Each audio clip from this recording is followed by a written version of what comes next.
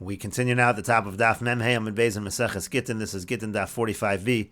And the previous Amud, the Mishnah said that we don't buy back from the Ovid Kochavim, Sefer Torah, Tefillin, and Mezuzahs for more than their value, Mimnei Tikkun HaOlam, because of Tikkun HaOlam. And Rashi says, Tikkun HaOlam, Imishum Docha de Tzibura. Either it's because we don't want the community to become impoverished, we don't want to force them to spend a lot of money, Imishum Delo Ligravu V'Laisu Tvei, or it could be because we're afraid that they're going to take more of these Sifrei Torah and Tefillin and Mezuzahs, they'll steal more of them and be able to make more money off of them. And the Gemara says, Amar le Rav Budya le Rav Ashi. Rav Budya said to Rav Ashi, Yeser al kadei demen hu dein lochin. So it sounds like from the Mishnah, you can't buy these from the non-Jews for more than their value. Ha bechdei demen lochin, but it sounds like you are allowed to buy Sefer Torah, Tefillin, and Mezuzahs from non-Jews if it's at the proper value. Shma mino Sefer Torah shenimtza biyad over kochavim korbo. You see from this that if you have a Sefer Torah found in the possession of a non-Jew, you are allowed to read from such a Sefer Torah. Rashi says, meaning we're not concerned, maybe he wrote it for his idols. This is going to be an argument later on. It seems from this we do not have such a concern.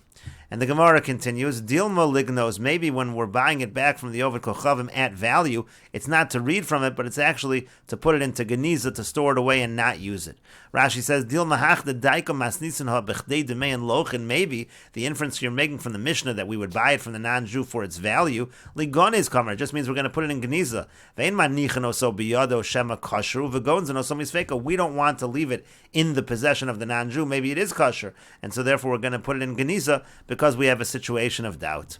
And the Gemara continues, Amar of Nachman says, Naktinan, we have the following tradition, Sefer Torah shekasvu min yisaref. If a Sefer Torah is written by a min, by a heretic, that Sefer Torah needs to be burned. Kasvu ovet kochavim yiganes, if it's written by an idol worshiper, by a non-Jew, it should be put into Geniza, stored away. Nimtza biyad min yiganes, if it's found in the hand of the min, meaning it's not written by the min, but found in his possession, it is stored away. Nimtza biyad ovet kochavim, if it's found in the hands of the ovet kochavim, of the non-Jew, Amri lo yigane, some say it gets put into Geniza. V'amri lo korenbo, and some say you can even read from such a Sefer Torah. Rashi says, Min ha'oduk ba'avodas kochavim kagon komer. When we say min, we're referring to somebody who clings to the avodah zarah, meaning like a priest or something like that. Yisar, if that one has to get burned, devade l'shem avodas kochavim kasvu, because he certainly wrote it for his avodah zarah. Kasvu ovid kochavim yiganes kedel kamon. If it's written by an ovid kochavim, that puts into Geniza, as we'll explain later on. Nimtza biyad min yiganes, if it's found in the possession of a min, it should be stored away. Because safek kasvu, safek matzav kosher, where there's a suffix here. Did he write it, or did he find it? Maybe it's kosher. Nimtza biyad ovid kochavim amri lo yiganes misfeika shemahu kasvu. If it's found in the hands of an ovid kochavim, some say store it away, put it in Geniza. There's a doubt here, maybe he wrote it. V'amri lo kornbo, some say it can even be read to sveik sveikahu, because it's a double doubt. Shema Yisrael kasvu. Number one, maybe a Jew wrote it. V'im timsal amar hu kasvu, and even if the non-Jew wrote it, Shema limchor li Yisrael kasvu v'lo l'shem avodas kochavim. Maybe he wrote it to sell it to a Jew. He didn't write it for his idol, and so therefore that's why some say you can even read from such a Sefer Torah. And the Gemara continues, Sefer Torah shekasvu ovid kochavim. It says if you have a Sefer Torah that was written by an ovid kochavim, Tani chada yisaref, v'tani yidach yiganes, v'tani yidach choron. But we have three brises. One brisa says it should be burned. One brisa says it should be put in Geniza, and the other brisa says you can even read from it. So how do we explain these three brises in terms of a situation of a Sefer Torah that's written by an ovid kochavim? And the Gemara answers, Lo kash is not difficult. Hadatani Yisaref, the brisa which says it has to be burned, Rabbi Eliezer, that follows the opinion of Rabbi Eliezer, Damar stam machsheves over kochavim la'avodas kochavim, because he says that in general we assume that an over kochavim is thinking about his idol, and therefore it has to be burned. V'hadatanya Yiganes, and the brisa which says it should be put into Geniza, Hai Tanu, that follows the Tana as follows. The Tani Rav Hamnuna brei de Rava mi Pashrunya, because Rav Hamnuna, the son of Rava, taught from Pashrunya the following: Sefer Torah, Tefillin, Mezuzahs, Shekasvan, Min, Umasar, over Kochavim, V'eved, Isha, V'katan, V'kusi, V'Yisrael Mumar. Some take out the word min, but min would mean a heretic. Again, Masar is somebody who informs on the Jews. Over Kochavim, again, a non-Jew. Eved, a slave. Isha, a woman. Katan, a minor. Kusi, a Samaritan. V'Yisrael Mumar, a rebellious Jew. In all of these situations, psulan, they are pasul. Why are they pasul? Shenemar, like the pasuk says, Ukshartim uchsavtim. It says you tie and then you write. Kol sheyeshno b'kshira, anyone who's involved in the mitzvah of kshira, meaning tying tefillin, so yeshno b'ksiva, that person is able to write a Sefer Torah. V'chol she'eno b'kshira, but anybody who's not commanded in terms of the mitzvah of tefillin, eno b'ksiva, he's not able to write a Sefer Torah, and that's why all of these individuals, they are not part of the mitzvah of tefillin, and therefore they're not part of the mitzvah of writing a Sefer Torah, and that's why you would store such a Sefer Torah away. And finally, V'had Tanya Korenbo, in the Brisa, which says you can even read from such a Sefer Torah, that an Oved Kochavim writes, Hai Tanu the Tanya, it's the Tana from the following Brisa, Lochin Sforim and Oved Kochavim B'chol Makom, one can buy Sforim, Sifrei Torah from Oved Kochavim anywhere, Uvilvad Sheyu Ksuvin Kilchasan, as long as they're written properly. Umaisa Bovod Kochavim Echad B'Tzidon, there was an incident with a non-Jew in Sidon, Shayakosef Sforim, he was writing Sifrei Torah, V'hitter of Shimon Gamliel Likach Mimenu, and Rav Shimon Gamliel allowed to purchase the Sifrei Torah from him. You see that such a Sefer Torah is kosher. But the Gemara continues, Rabbi Shimon ben Gamliel, Iba l'shmon boy, Ksiva l'shmon lo boy. The Gemara specifically has a question on Rabbi Shimon ben Gamliel. How could he have allowed Sifrei Torah that were written by the non-Jews? Rabbi Shimon ben Gamliel requires that even the Ibud, when you're making the parchment, that has to be done l'shma, and yet he doesn't require the Ksiva to be done l'shma. The Tanya, as we learned in a Brisa, Tzipon zav o shetola alein or behemoth tmeya, if a person coats the tefillin with gold, or he puts on it the hide of an animal that's not kosher, psulo, such tefillin are disqualified, or behemoth tahora ksheros, but if it's the skin of a behemoth tahora, if that's used for the tefillin, that is kosher. V'afal pishalo ivdin l'shman, and the Brisa says, even though you didn't finish it, you didn't do the ibud l'shma. Rabbi Shimon ben Gamliel Omer, Rabbi Shimon ben Gamliel says, afilu or behemoth tahora psulos, even if you use the hide of a kosher animal, it's disqualified, ad sheyavdan l'shman, unless you finish it and you make it that it's l'shma. And so you see that Rabbi Shimon ben Gamliel requires l'shma. So how come he doesn't require l'shma when it comes to the writing? And the Gemara answers, Amar Rava bar Shmuel says, beger shechazar l'suro, in the incident with Rabbi Shimon ben Gamliel, when the Oved Kochavim wrote the Sifrei Torah and Rav Shimon Gamliel permitted it, that was not talking about a non-Jew, it was actually talking about a convert who went back to his old ways and started to act again like a non-Jew. The Gemara says, Lasuro kol shekein dehavale min, but 1 second, if he went back to acting like a non-Jew, all the more so that it should not be kosher, because he's a heretic. And again, the Sefer Torah of a heretic is not going to be kosher. And the Gemara answers to that, Amar Rav Ashi says, Shechozer Lasuro mishum yira. He returned to his ways because of fear. He was afraid of reprisal for the fact that he had converted, but still, at the end of the day, he did convert, he was Jewish, and he understood the halacha of Lishma. And Rashi explains, Moser Malshin, Moser refers to somebody who informs on the Jewish people.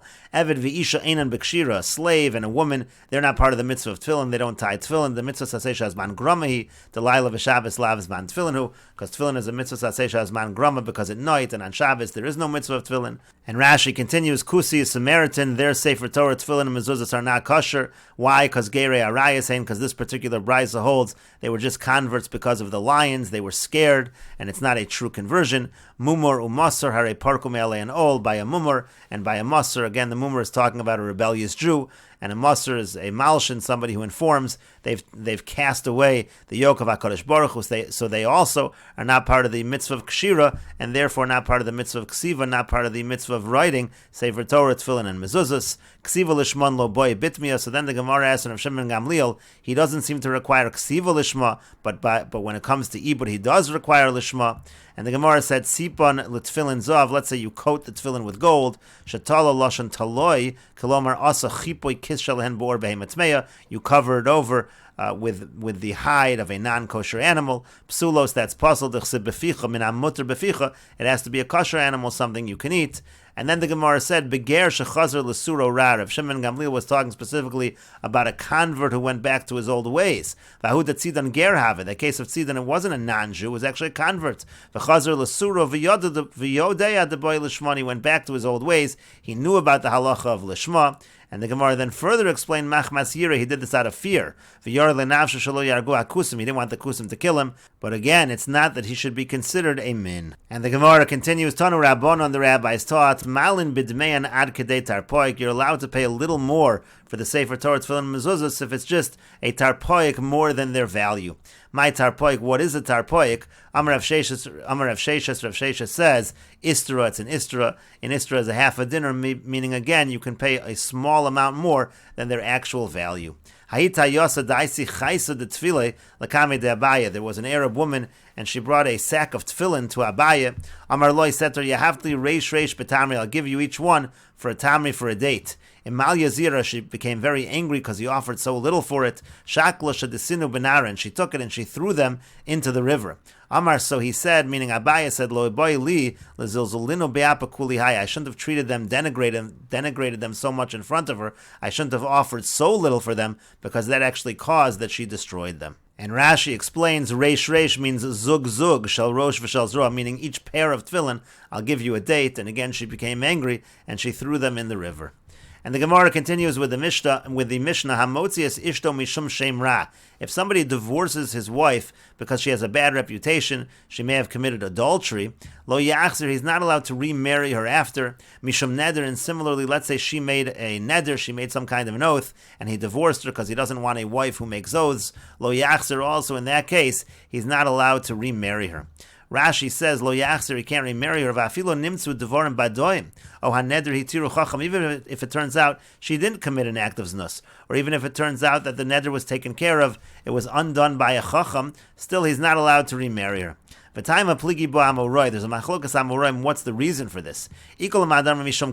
Some say that the reason is because it's going to mess her up. Because what might end up happening is that she's going to get remarried to somebody else, and then later he'll claim, "I never really wanted to divorce you because it turned out you didn't commit an act of znus. I only divorced you because I thought you committed znus. I only divorced you because I thought you had a neder. Now you undid the neder." And so what could end up happening is that her marriage to someone else, that will actually be considered to be adultery, because the person retroactively undoes the divorce, and that will mess her up and mess her children up. And so therefore we say that if a person divorces for these reasons, that is final. It doesn't matter what we discover later on. Now others say that the reason is because it's a fine, meaning we want to find the women. We don't want these women to be involved in arayos and nedarim, and therefore we say if someone is divorced, if a woman is divorced for these reasons, that divorce is final, and the husband is not allowed to take her back. Rabbi Yehuda says, Kol neder sheyedu bo rabim, any neder that she takes, that it was taken in public, so there lo yachzer, there we're strict, he can't remarry her. Rashi says, sheyedu bo rabim shenedrasu bo rabim, meaning she took the neder in public, lo yachzer, he can't remarry her, de'en lo hafara, because that is a very strict kind of neder that can never be annulled. Rabbi Yehuda lo chayish lekilkula, Rabbi Yehuda isn't concerned of messing her up in the future. Ela shelo yu benos Yisrael prutzas benedarim, he's concerned with the fact that the daughters of Israel shouldn't be involved in making the darim. Hilkachin nadra neder baravim pritzasu, to make a neder in public, that's already pritzas benedarim v'kansu, and he finds her in that situation. However, says Rabbi Yehuda, v'shalo yedu baravim, but if it wasn't made in public, yachzer, so then he could remarry her. That's not such an issue. Rashi says, v'shalo yedu baravim diyesh lo afara lo kansu, that's a kind of neder that can be annulled. It's not as big of a deal, and therefore he can remarry her. Rabbi Meir says, Kol neder shetzarech hakiras chacham lo yachzer. Any neder that needs that you have to go in front of a chacham, there he can't remarry her. V'she'eno tzarech hakiras chacham yachzer. But if it doesn't need to go to a chacham, then he is allowed to remarry her in that case. Rashi explains, Kol neder shetzarech hakiras chacham leilech lifnei chacham ulevakesh pesach v'charata ve'en habal yachol lahafer. What that means to say is, if you're talking about a neder that the husband is not able to annul, some nedarim a husband is able to annul, some nedarim a husband is not able to annul, and you need to go to a chacham. So Rabbi Meir is saying, if it's one that you need to go to a chacham, so there lo yachzer, he can't remarry her. The Rabbi Meir savar taima mishum kilkula. Rabbi Meir holds the reason is because you're going to mess her up in the future by claiming the divorce is not a divorce. Hilkach neder she'eno yachol lahafer. Therefore, that applies specifically to a neder that he's not able to annul. Aval chacham yachol lahatir. But let's say the chacham is able to undo it, so there yacholu lekalkel esaged lachar shetinas lachar. There he can mess up the divorce after she marries someone else. V'yomer, because he'll say ilu hayisi odeya shachacham yachol lahatir lo yisi megarsha. Had I known that a chacham could undo it, I would never have divorced her. That's going to pose more of a problem. However, she'eno tzarech hakiras chacham elahu yachol lahafer. If you don't need to go to a chacham, if he's able to annul it, lo hutzrucha chachamim less or alam ilachzir. The chacham aren't concerned about him remarrying her. because there he really can't mess her up. He can't say, had I known, because he himself could have annulled it. So he can't later claim, had I known, I could have taken care of it. Of course he knew he could take care of it. This was the kind of neder that he himself would have been able to take care of and annul. And the Gemara continues, and the Mishnah rather continues, Lazar says, Lo asru zeh elam ibnei zeh. This one is prohibited only because of that one. And Rashi explains that to mean as follows. Lo asru zeh shetzarech hakiras chacham lahachzir, meaning in a situation where you're required to go to a chacham, the reason why over there, in that situation, it's prohibited to remarry, Elam ibnei zeh is specifically because of the case where you don't need it. She'eno tzarech, where it's not needed. Meaning to say as follows: what Rebbe Lazar is saying is that in a case where you need to go to Chacham, there actually we're not concerned about kilkul. Because he can't claim that had I known I could bring you to a Chacham, I wouldn't have divorced you. Because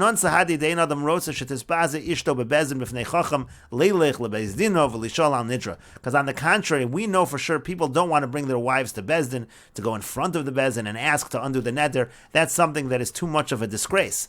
It's really the real issue is a neder that doesn't need a chacham and the husband is able to annul it. Asr es kul, and that's why all of these nedarim were very strict. Shelo yomar, that way he shouldn't say, Ilu hayisi yodeya shayisi yochel hafer, had I known that I could annul it, lo hayisi megarshech, I won't divorce you. In other words, he might be able to later claim, I didn't realize that I could annul the vow. Had I known that, I never would have divorced, and the divorce is no good. That's the case that really is a problem, and because that case is a problem and we're strict in that case, so we're strict also in the situation where he is not able to annul the vow. And the Mishnah continues, Amar Rabbi Yossi Rabbi Yehuda says, Ma'isa b'tzidon be'echad shamar le'ishto. There was an incident in Sidon with a person who said to his wife, Konem, he made a neder, emeni megarshech, if I don't divorce you, v'girshan, he divorced her, v'yitiru lo chachamim she'achzirena, and the chacham allowed her to remarry her. This is a situation where not the wife, but it's the husband who made the neder, and the point over here is the fact that he made the neder, that he was going to divorce her, still he's allowed to remarry her. Memnei tikkun ha'olam, that's because of tikkun ha'olam, and the Gemara will explain what we mean by tikkun ha'olam at the end of the Mishnah. And the Gemara says, Amar Rav Yosef bar Menyume, Amar Rav Nachman. Rav Yosef bar Menyume says that Rav Nachman says, V'hu Amar lo mishum shemra ani motziacha. The Mishnah is talking about where he tells her that the reason I'm divorcing you is because of the fact that this rumor has spread that you committed znus. Rashi says, V'hu Amar lo b'shas gerishin. The case is that he said to her at the time of the divorce, this is the reason I am divorcing you. We will continue with this discussion in the next video on Daf Mem Vav Amud Aleph.